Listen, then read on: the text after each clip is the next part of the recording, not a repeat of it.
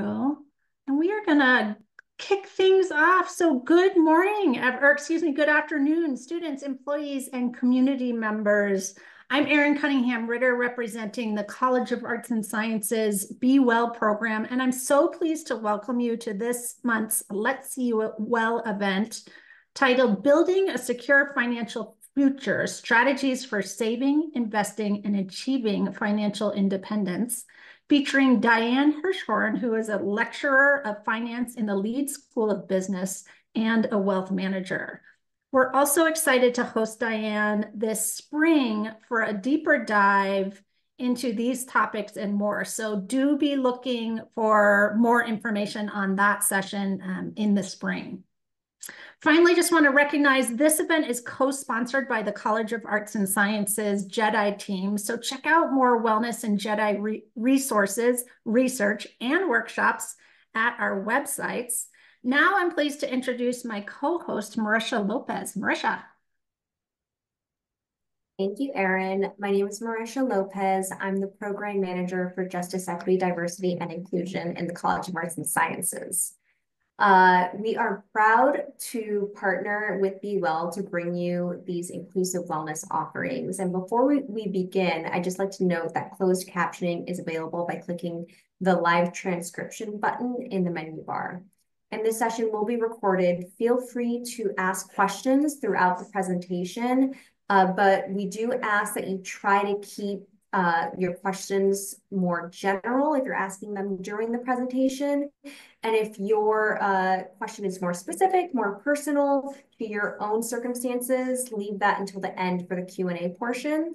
And now I will pass things back over to Erin to introduce our Let's See You Well Expert of the Month, Diane Hirschhorn. Well, like I said, it's my great pleasure to introduce Diane. Diane Hirschhorn is a lecturer of finance in the Leeds School of Business, and she has over 20 years of wealth management experience as a financial advisor, providing complete wealth management strategies to clients. In addition to lecturing at CU Boulder, she is currently a consultant to financial institutions. Previously, she worked as a managing director at First Republic Bank and also at Merrill Lynch and Goldman Sachs. During her career as a wealth advisor, she received several industry awards. At CU Boulder, she was a Marinus Smith Award recipient. Ms. Hirschhorn received a Bachelor of Arts degree in economics from Cornell University and an MBA from the Anderson School at UCLA. She was also a certified private wealth advisor. Now, without further ado, I'm pleased to introduce Diane Hirschhorn for her presentation titled Building a Secure Financial Future, Strategies for Saving, Investing, and Achieving Financial Independence. Let's all give her a warm welcome. Thanks, Diane, so much for being here. Thank you so much to Erin and Marisha for inviting me. I just love giving presentations like this. So just give me 1 minute while I set up my slideshow. And while I'm setting this up, all my students refer to me as Diane. You could refer to me as Diane as well. You do not need to call me Professor Hirschhorn. And feel free, as both Marisha and Erin said, to raise your virtual hand and ask questions during the presentation. We'll also have time for Q&A at the end. My background, we already just discussed, but I just wanted you to know why I'm really here, because I spent more than 20 years managing money for people who had $10 million to north of $100 million. So they're very, very wealthy families. I actually love my work. But one day I woke up and I said, wow, like if they were to write something on my tombstone right now, they might say something like, Diane made rich people richer. That kind of didn't have the ring that I was hoping it would have. And I realized all of my friends, family members, a lot of people were asking me for financial advice. And I realized the quality of the advice that was out there, but by and large was awful. And so I decided to do something about it. And I started to teach a class at CU completely on a whim. Someone asked me to teach a class to the MBA students in advanced portfolio management. And I simply loved it. So I ended up selling my business practice. And now I really teach at CU. And I just love sharing information like this. Finance can be really intimidating. And most of us were embarrassed that we don't know it. We've never been taught it in school. And these are some of the blocking and tackling skills that we really need for life. Before I tell you anything specific, since I do still provide financial advice on a corporate level, nothing I say really should be considered specific financial advice for your personal situation. I'm just here to try to teach you tools and techniques and things that hopefully will educate you so you can think about learning more and potentially implementing. So, as Erin had said, we're going to divide this seminar into two different seminars. Today, we're going to talk about an understanding of financial independence. We'll learn a little bit more about how to earn interest on your bank account. We'll learn how to set effective and realistic retirement goals. And then we'll understand how to create a simple budget. And then I'm going to open it up for Q&A. Next January or sometime next year, we're going to have part 2, which is really more of the investing side of it. So we'll learn the different types of retirement accounts and investment accounts, and we'll learn basic skills. How do I choose the best investment for me within my investment accounts? And then we're going to learn how to decide, should I pay off debt? I still have student debt. Should I be saving more? Maybe I should be investing. How do I create a framework to make that decision? Okay, so if you were in one of my classes, you would know that I really like participation. So I'm counting on some volunteers here. Can someone guess, raise your virtual hand, please, and just guess what some of these people have in common? Anyone?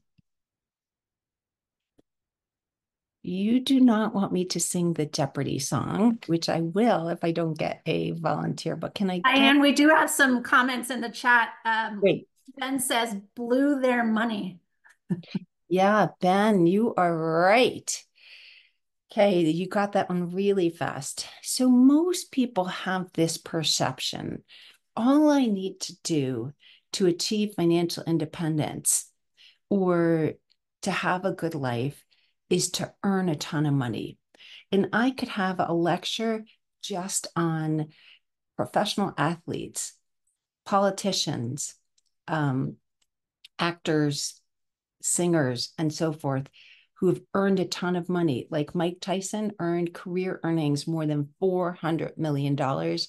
All of these athletes or famous people went broke. They all went bankrupt.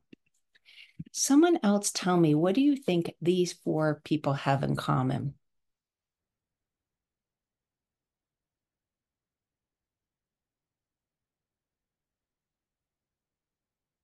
Anyone?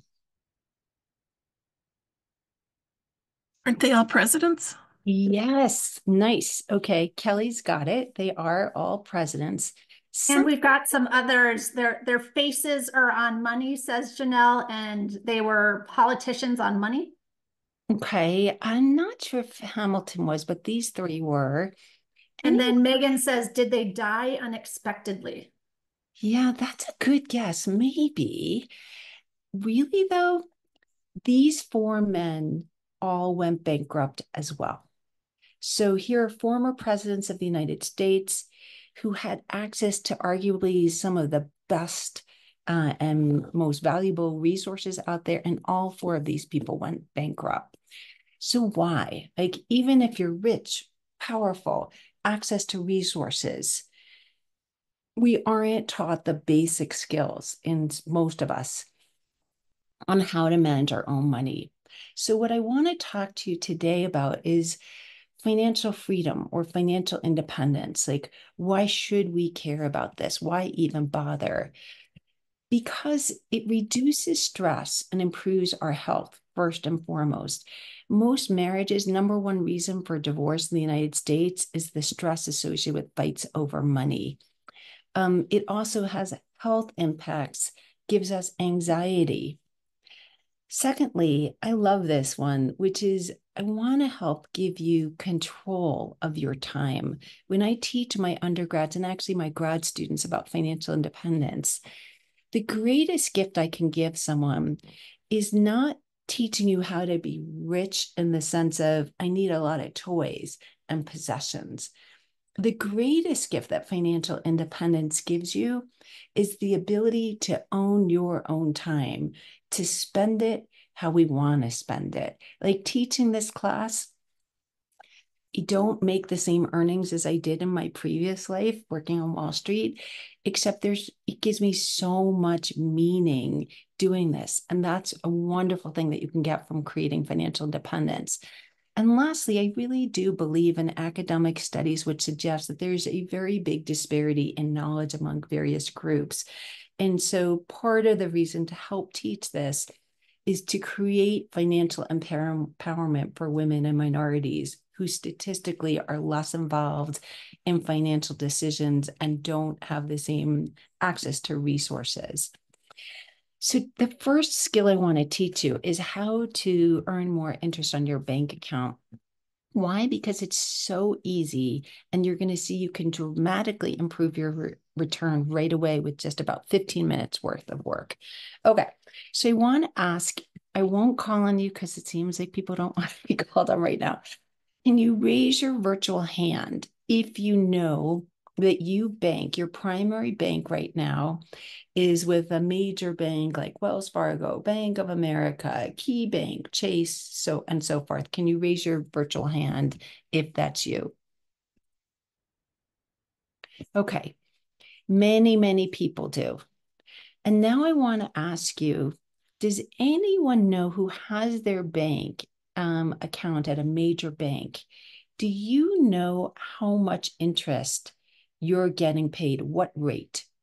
Raise your virtual hand if you know the rate. You have an account at either Bank of America or Wells Fargo or someplace else, and you know exactly how much interest you're earning, the rate. Okay. What does that tell you? No one knows the rate. I think I had one person out of the entire group. So if no one is monitoring the interest rate you're getting paid, do you think this is an opportunity for you to get a really high rate?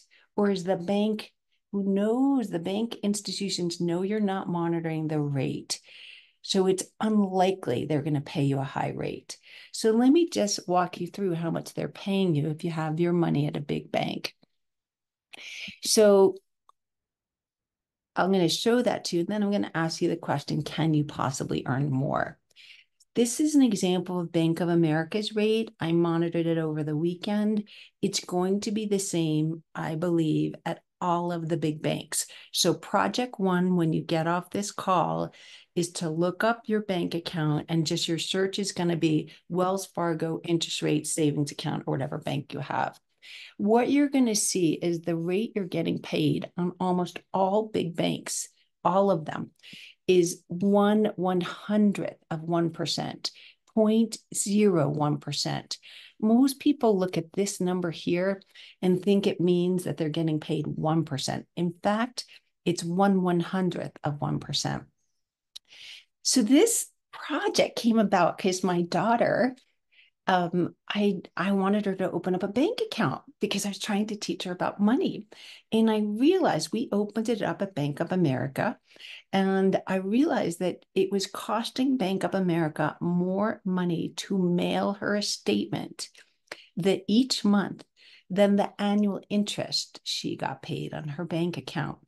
And so then I said, wow, like there's got to be a better way. So let's just say we had a gentleman, Kwame, who deposited $100,000 in a Bank of America account, and he was earning 0.01%. So how much would he earn on $100,000 over the course of a year? So he would earn $10, and I'll show you that calculation in a minute.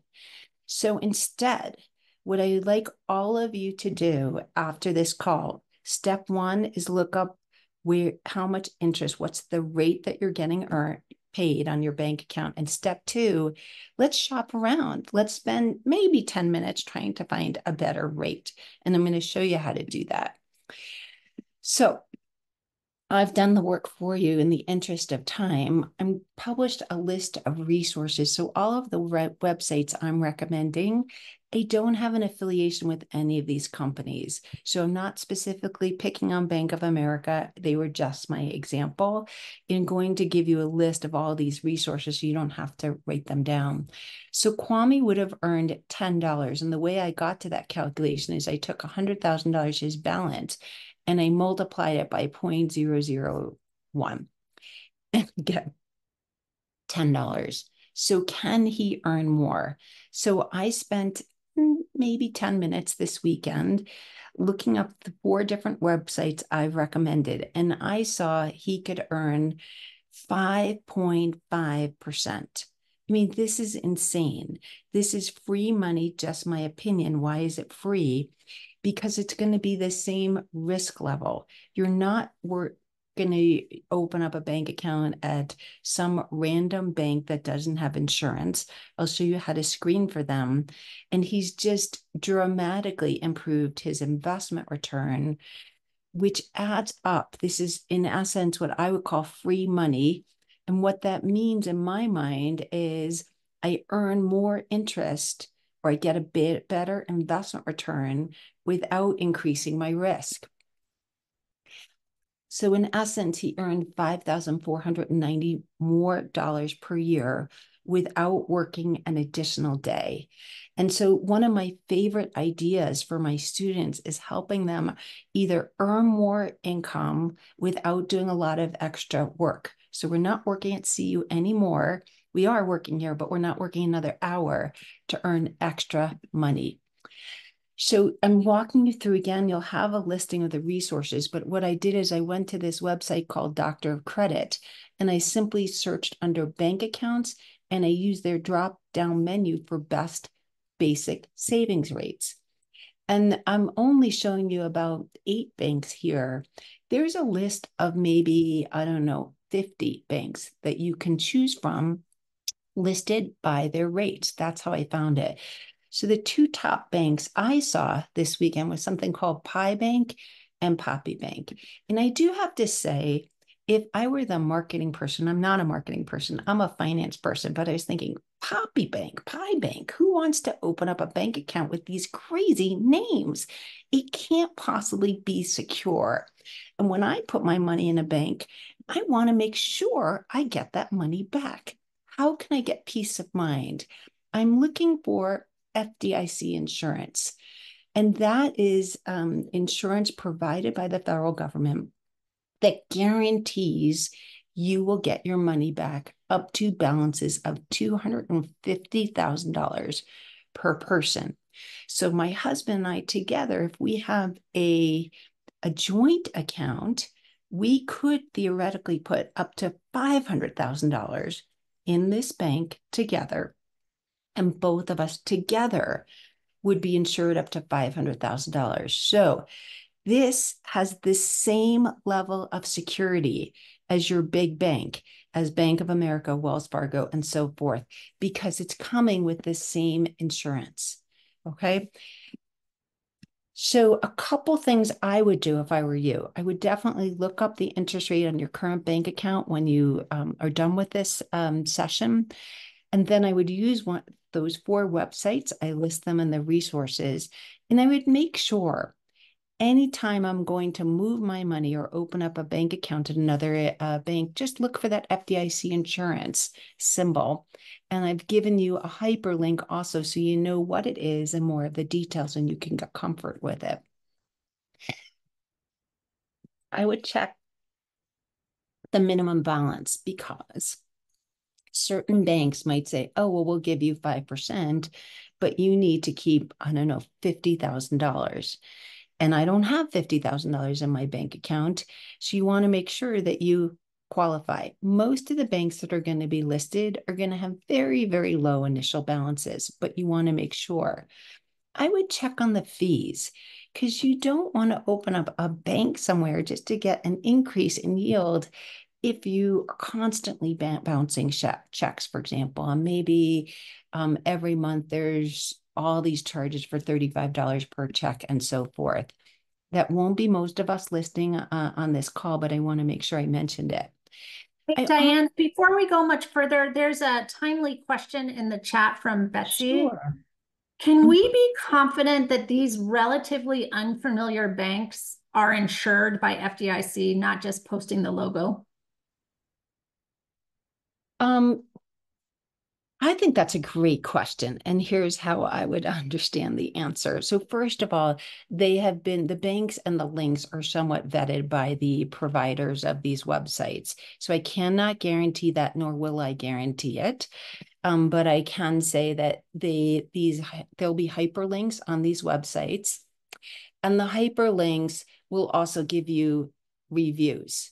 This number of positive people, kind of like Yelp, except that they've gone through a process. The other thing I would look for is the secure sign-in, so HTTPS, right? So if they have secure sign-ins, again, I personally, in all the years I've been teaching students this, I have never seen a link to a bank that isn't legitimate and FDIC insured. I guess another thing you could do is a secure search just to make sure, like size of assets and so forth. I actually will tell you, I am not earning 5.5% interest on my current bank account. I use a bank called Ally, ALLY. Probably pays above 4% right now. I also use Vanguard for my main banking needs as well. That pays above 5%. I don't need to have the bank with the very highest rate. I am very confident that rate changes. And so I don't, my husband always taught me, don't let the perfect be the enemy of the good. I am very happy to earn between 4 and 5%, as long as, because that's such a huge increase in rates than the 0% that my big bank would have paid me. And Vanguard, for example, Vanguard Investments is enormous. Ally Bank, also very big. Marcus, SoFi, there are plenty of them. Are quite good that you may know better than a Poppy Bank. It turns out Poppy Bank is located in California. I don't live in California, obviously, but I've been told it's actually larger than I had imagined. So there is, if you don't feel comfortable, I'm fine with saying then don't invest with Poppy Bank. But in the list of top, let's say, 30 banks, there's going to be other banks that you will know and recognize that maybe you can get more comfort with. And I would certainly vet, meaning do a little research before I actually placed or invested money with a bank just to make sure it's legitimate. Hopefully that makes sense. Diane, that is awesome. Actually, Janelle placed a resource in the chat. First of all, before we get to that, I just want to say I did post the document that Diane is referring to with additional resources in the chat. Along with that, Janelle has posted a link to a resource where you can check to see which banks are FDIC insured in your area. And then finally, there's a couple of people are interested. Is the security of FDIC for big banks equivalent to NCUA for credit unions? Yes, it is. Like, so essentially those are the same thing, both of them. I don't want to say it's equivalent because I actually do not know the fine details. Like, is there some kind of difference? Yeah, one of them essentially is for backing credit unions, and the other one is backing main banks. And the main reason the government came up with these programs is to give investors confidence that they didn't have to worry or have a run on the bank similar to what we had in the Great Depression.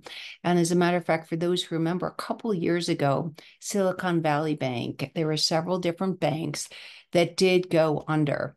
And the FDIC did step in, and not only did they return up to $250,000 per bank owner, they actually insured investors for the full amount of their bank deposits.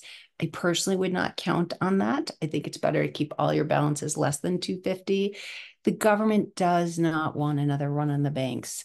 So I feel pretty strongly that if it's a legitimate bank, they will back up at least the deposits up to 250,000 per social security number. Any other questions? Okay. I love these questions though, because it shows me that you're interested and that hopefully you're thinking through, will I implement it? And that's what I'm hoping to encourage you to do, to listen and to change and implement. There are lots of different other types of savings options. If you look at that same website, so this was Dr. Credit, all 4 websites are good though. And I just did a search for CDs and I saw that I could also decide to purchase what's called a certificate of deposit. Essentially, I loan a bank money, in this case, up to 11 months. I would get paid less to do it. Here, it's 5.25% is the highest rate, and so forth. Why might I do this? If I was comfortable locking up my money for a longer period of time and I was concerned, interest rates they will fluctuate, they do fluctuate. And so this would be an opportunity to the extent I wanted to essentially lock up my money for a short period of time. I could also buy treasury bonds or all kinds of other instruments that would help give me peace of mind that, for example, the US government, I personally cannot envision a situation, I might be wrong, where the government doesn't pay you back for your deposits, in part because the US government can print money at any point. Like there could be high inflation as a result, but they can always print more money to pay back bondholders. Next, I wanted to mention, hang on a second. I somehow lost my link. Give me one sec. And while you're looking, there's a pretty specific question. Where can I find the CD information on the Doctor of Credit website? Is it on there or is there a different resource? No, it's on Doctor of Credit, and you'll see on the top menu, one of the drop-down menus should be bank deposits or something like that. When you hit that drop-down menu and you open it up, you will see a very long list of CDs. In addition, another website, I'm not affiliated with any of these, but another website I find useful is deposit accounts. I would check those 2 generally, just my opinion, not financial advice. They tend to have terrific listing of lots and lots of different accounts. So I would cross-reference both.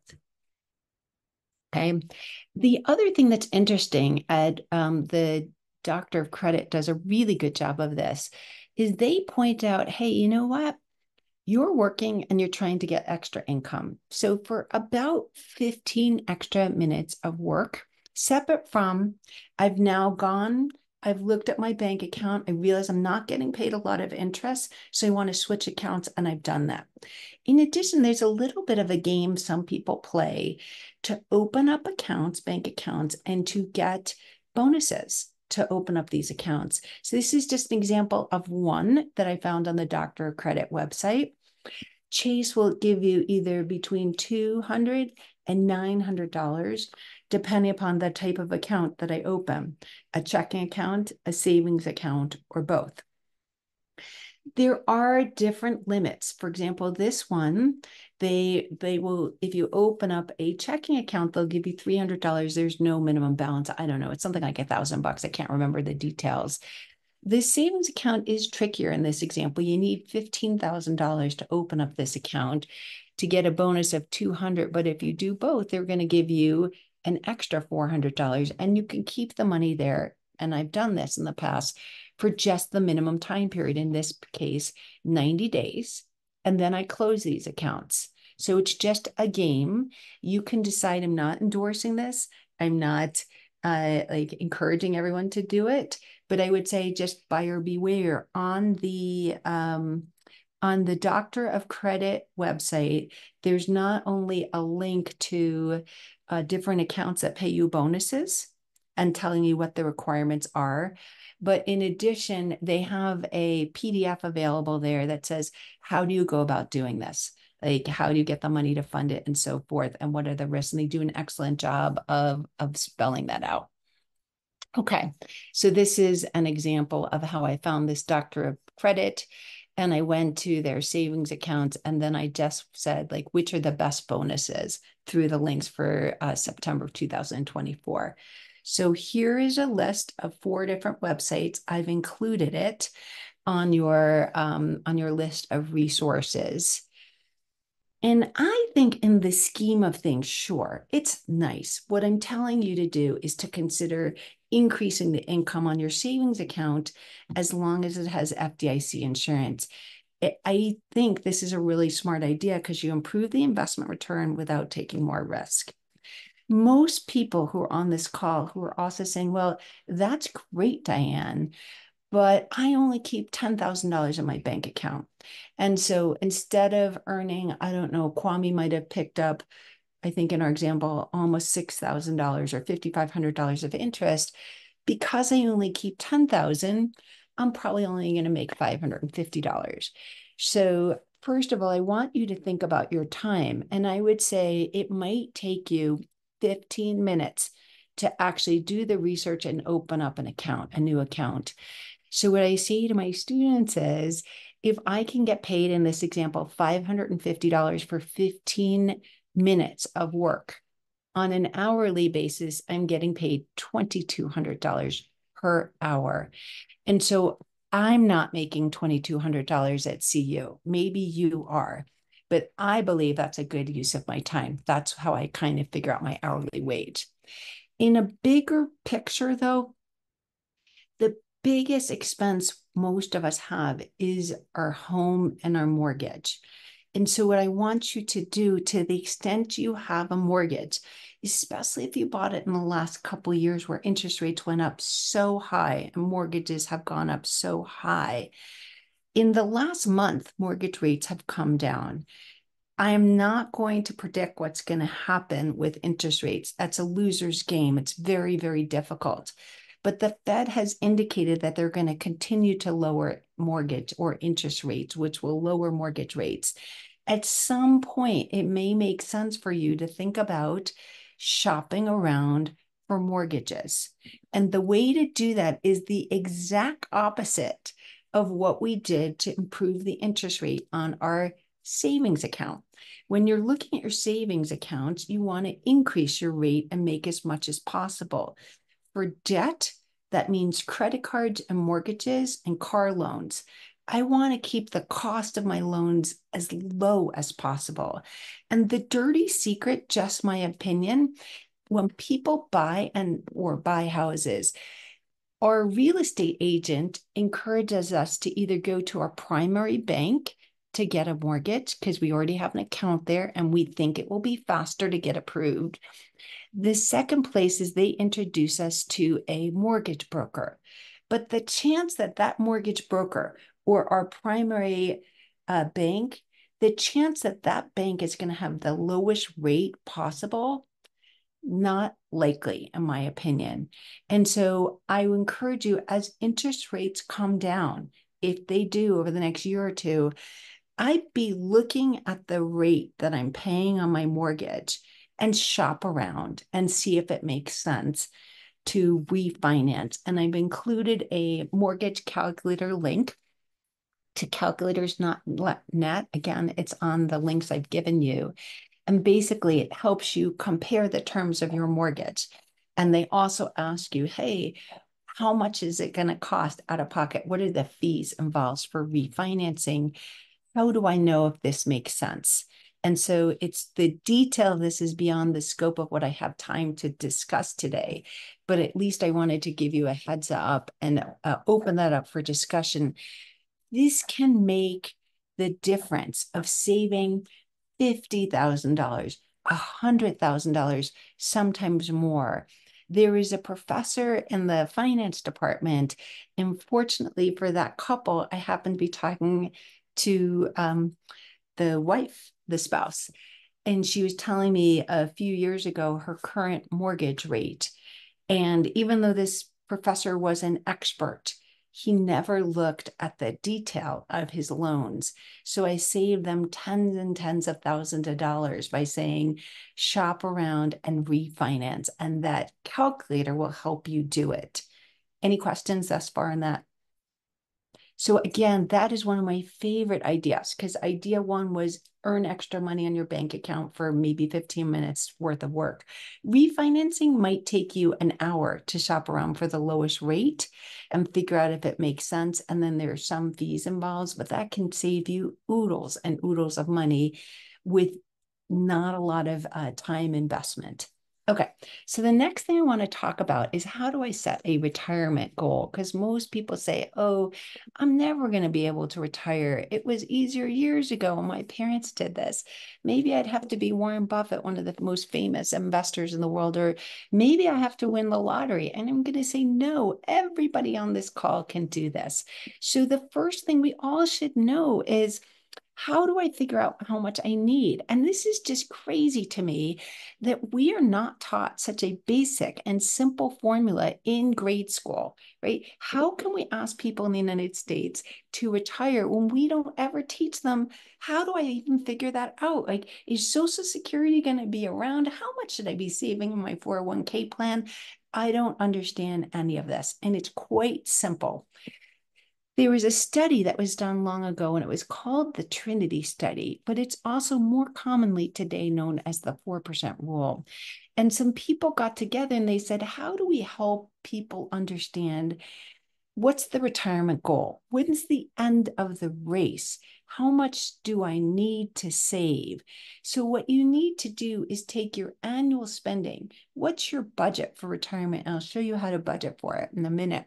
What's your annual spending that you want, and divide it by 4%. And that should be your retirement goal. It's slightly more complicated than that because essentially the amount that you're spending today, if I want to retire in 20 years from now, probably I need more because of inflation. So the best solution is to take your annual spending today, grow it by 3% a year, let's say, because that's historic inflation. So if it's, $10,000 per year now, I would grow it by a rate of 3% per year and so forth. So mathematically, this is really dividing by 4% is the same thing as mathematically multiplying by 25. Multiplying in our heads is just a little bit easier for most of us than dividing by 4%. So that's what I'm going to do right here with a couple examples. Let's just say Lee came to me and they say that they desire to spend $100,000 a year in retirement. That's their goal, $100,000 per year. How much do they need to retire? Drum roll. This couldn't be easier because what we're going to do is take $100,000 and multiply by 25. So they need $2.5 million. $2.5 million. We either got there by taking their annual spending in retirement and dividing by 4%, or annual spending, same thing, multiplying by 25. 25 times 100,000 is 2.5 million. So that's pretty easy for us to understand. Voila. Like we have the finish line. We know what the goal should be. Sophia wants a portfolio that generates $50,000. Now, each of us on this call has a different lifestyle and different goals for retirement. And so for me, I hated my first job. I mean, I detested it. And I realized very quickly, hey, the key to handling the pressures of work and the pressures of life was potentially, I'm going to build a portfolio. Remember, I had no financial training whatsoever, none, not a single finance class in college. But I became an expert because I said, hey, all I need to do is figure out how big a portfolio I need, and then I'm going to invest that money and I will get there. I'm committed to it. In this case, if my spending was less, 50,000, I only need 1.25 million. Only seems like most of us are sitting on the call saying, are you kidding me? Only 1.25 million. But I'm going to assure you that if the markets behave as they have in the past, and we have time, all of us have time because we're still working, we can all get there through compounding. Any questions on that math before I quickly talk about budgeting and then open this up for Q&A? Okay, great. So budgeting, there are two major ways to budget. First is the traditional way. Everybody always says to me, like, can't you create a spreadsheet or show me how to budget? So I'm going to give you some tools to do that. But I also want to introduce you to the concept of thinking outside the box. So a classic way of budgeting is to say, okay, this is how much I can afford to spend on groceries and eating out, my mortgage and my student loans each month. These are my essential skills or essential expenses. And then I want to save a certain fraction. And also, I have some wants, like instead of making food at home every night, I want to eat out at a restaurant every X number of days. Okay, that's the classic way of doing it. This is how much I'm going to spend. And whatever I'm spending after I'm done, I save whatever is left over.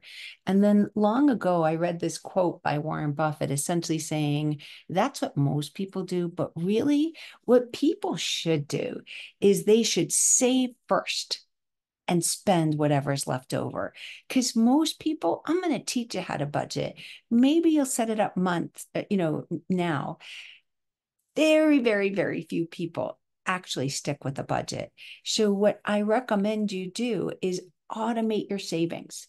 All of you have automated your savings at CU because you are forced to put 5% of your paycheck into your retirement accounts. Automatically, it's done for you, and the university matches it $2 for every dollar you put in. And we're going to talk more about that in the next session. But in addition to that, I highly recommend that you take a certain fraction of your paycheck, maybe 5% more. I don't know, it'd be fantastic if you could save even more than that, even a few percent. And what I recommend that you do is automatically put that into your investment account or your savings account. And then you don't have to think about, oh, how much can I spend or not? Most of us are pretty disciplined about not wanting to build up credit card debt.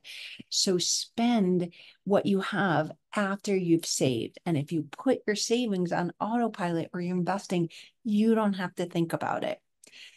I always get the questions though. I want a budget. I want to understand how much I can afford for like a home remodel, for I don't know, redoing my driveway, whatever is the expenses. And so these are three pretty good apps that I've seen on budgeting. You need a budget. If you're a student at CU or you're taking any classes at CU, you can get a free year of this. And I find this tool extremely effective to helping people stick with a budget. Tiller is really good for if you already have a budget or you really like Excel. And then I'm going to teach you a very low-tech tool called the 50-30-20 budget. And I've also provided a link for this on the list of resources. What the 50-30-20 budget does is it helps create a framework of how much I should be spending on certain categories. So 50% of your after-tax income should go toward your needs, your housing, your student loans, your car payment, 50%. And then 20% should be going toward either paying off my debt or increasing my savings. And then the balance is everything else that I may want. So when I'm trying to decide, can I afford a new car right now? Well, if it's not going to fit into this 50% of my total after-tax income, probably now is not the right time to do it. So how might this work? The link I gave you automatically helps you divide it up into 50% toward needs, 30% toward wants, and 20% toward savings. And in the reality, like for most of us, sometimes our needs are a little higher than 50%. If I'm at the very beginning of my career, for example, and I have high student loans, maybe my needs are, I don't know, 55% or so forth. Maybe my wants are also a little higher than they should be. So what does that mean? In this example, this person was saving a little bit less than they should. That is okay. Like we can't come up with a budget that is so strict that it's not realistic. So instead, what I encourage you to use is use the framework as a way of setting targets. And then if you're spending a little bit too much on needs, maybe next year you have as a goal, all right, I'm going to continue to carve out some of my wants to reduce a little bit of them. So maybe I can increase my savings and so forth. Okay, so that is all I have for you right now. And I wanted to open it up to questions. I could spend all day talking about these topics. And so it's open to any questions you may have.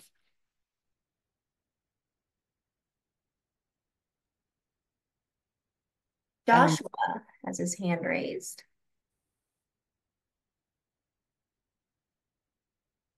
I can't. You're on mute, Joshua. You could unmute yourself. Got it. Sorry. Since I didn't have my camera on earlier, I had the cat laying on the laptop. So,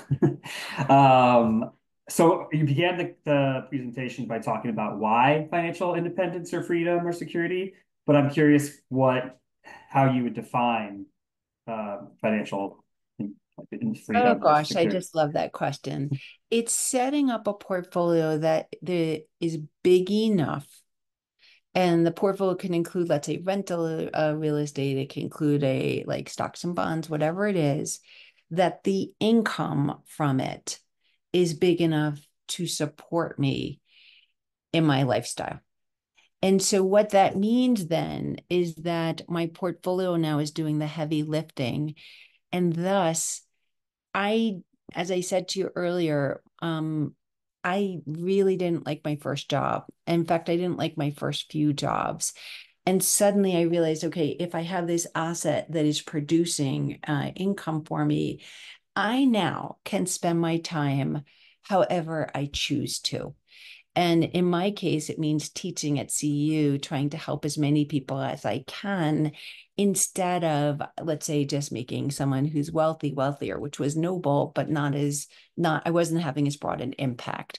So definition would be having a portfolio that is big enough to generate enough income so I can own my own time and spend it however I want. Most people think of retirement as that means I'm stopping working and playing golf. And truly, at the age of 30 and a half, I achieved financial independence. How did I do it? First of all, I was very lucky with the timing of my investing. The stock market was going up. Secondly, I was super disciplined about my spending. And the beauty of controlling consumption is that because I was used to a certain lifestyle, we saw with the 4% rule, the lower my annual spending is, the smaller my retirement portfolio needs to be. And so so then I can figure out then how big the portfolio needs to be.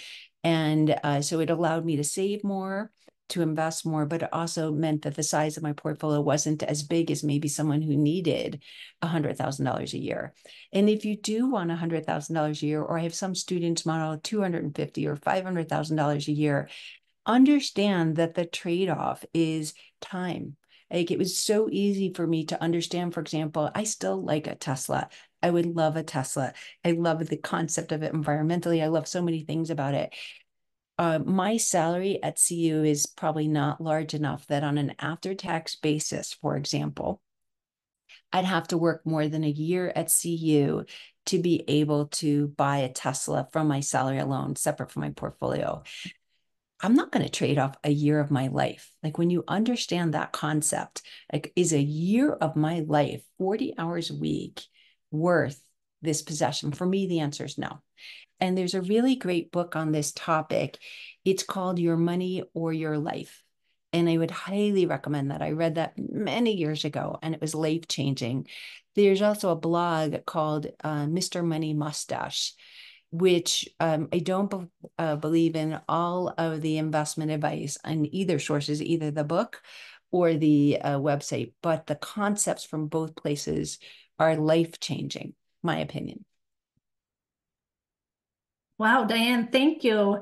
We do have a question in the chat. What are your thoughts on long-term CDs? So first of all, I don't know anything about this person's situation who's asking it. And so it's very hard for me to say. I it's not my favorite investment. I think personally, this is my risk profile. Yours may be different. I think it comes at a big cost to you, meaning there's a perception that CDs are super safe. They are, but usually you can make more money over long periods of time through other investments. Also, longer term CDs mean that if I decide I wanted to use the money for something else, CDs, if you break them early, there's usually penalties associated with breaking them early. And so they tend to come with the less flexibility than other investments. We have another question in the chat from Janelle. This might be a silly question, but what do you include when calculating your annual spending? Seems obvious on the one hand, but I don't want to forget something key or include something that I shouldn't. Yeah, that is a great question. And there is no silly question. So there is a link that I gave on the resources to like a website. It's called Nerd Wallet. They have a tool that will help you set up a 50, 30, 20 budget and ask you a series of questions to help you create the categories. There's a great book. We just think of the name of it. The author is Christine Benz, and I think it's called the 30-Minute Money Solutions. She has within, and I gave you a link to this also in the books that I recommend it, but she has a link to big categories. Anything to you that's important to spend on, I would budget for it. Because like my son, for example, just started working like a year ago. And so he's healthy and he's young. But I said, hey, you need to be saving money besides for your medical insurance, but for the actual bills you're going to have. Breaking a leg, like emergency expenses, prescriptions, whether you that's part of your budget right now or not, he needed to save for it. So kind of thinking through the main categories. Also, the website or the app You Need a Budget is fantastic. The downside to it is that it takes some time to set up. There's another one called Rocket Money, which is also great. And those tools I think are excellent because they'll ask you questions to get to the right categories. And then lastly, if you look at your credit card statement, most of us do most of our purchases through our credit cards. You just see they'll categorize at the end of the year, like the main expenses, and that will give you a sense for how much you were spending at least last year. Oh, thank you. Really quickly before the next question, what was the name of the first book you mentioned again? That's a great one that I didn't put on the list of resources. It's, hang on a second, Your Money or Your Life. Your Money or Your Life. Or Your Life. It is just fantastic. Please don't follow all the investment advice. But it really helped me. It was a life-changing book that I probably read when I was 25. And it really helped me frame my desire to get freedom. And by the way, the whole topic of savings, most people perceive savings as being so difficult. Once I realized that I reframed it, instead of like saving being painful, I realized I was buying my freedom and no one was going to own my time. And once I understood that, it was addictive. It was, oh, wow, look, why are they not telling people this in school? What else do you have? And there was one that I'm just going to circle back around on. Do you have advice about choosing and working with a financial advisor and an estimate of cost to expect from these services? Yeah, I do. And again, I don't know your situation, so I have to have a big disclaimer. Let me start with I don't think a lot of financial advice is great. I tell my students this, it is harder in the United States to become a hairstylist. Listen to me carefully. It is harder to become a hairstylist than a financial advisor. And most of us assume that our financial advisors' interests are aligned with our own. They are not. I'm sorry to say this. You can still find good advisors. I can, in the next presentation, I will add a section on how would I vet a financial advisor. What I would do is I would look right now for search on the Wall Street Journal. We get a free subscription to the Wall Street Journal from CU, so please use that. And you want to find an article by Jason Zweig, last name Zweig. He writes a fantastic weekly column. And a number of years ago, he wrote a column on how would I find a financial advisor. And it's excellent. And I will build it into the next presentation.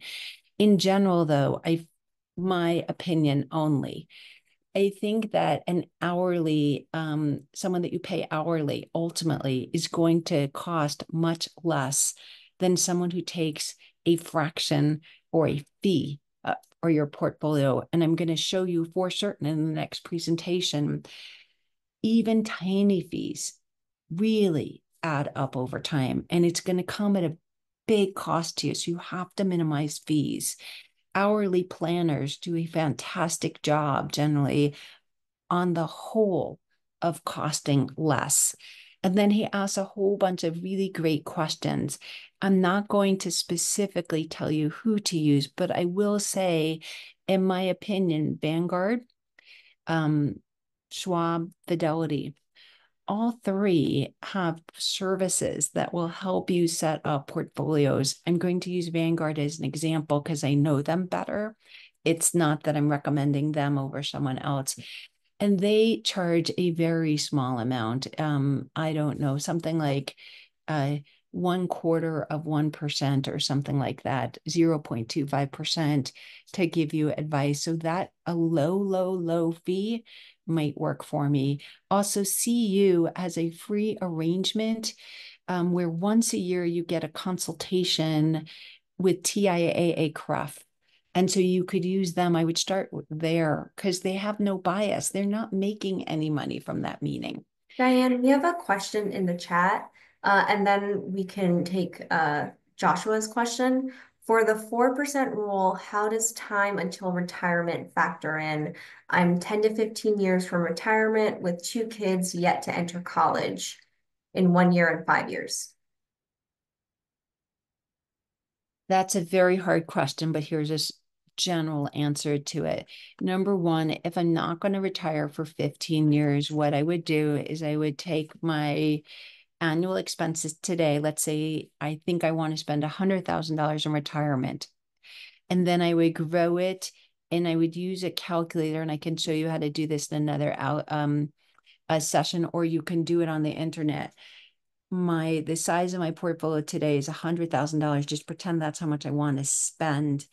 And then I would say I want to grow it at the rate of inflation, essentially 3% per year for, in this example, 10 or 15 years.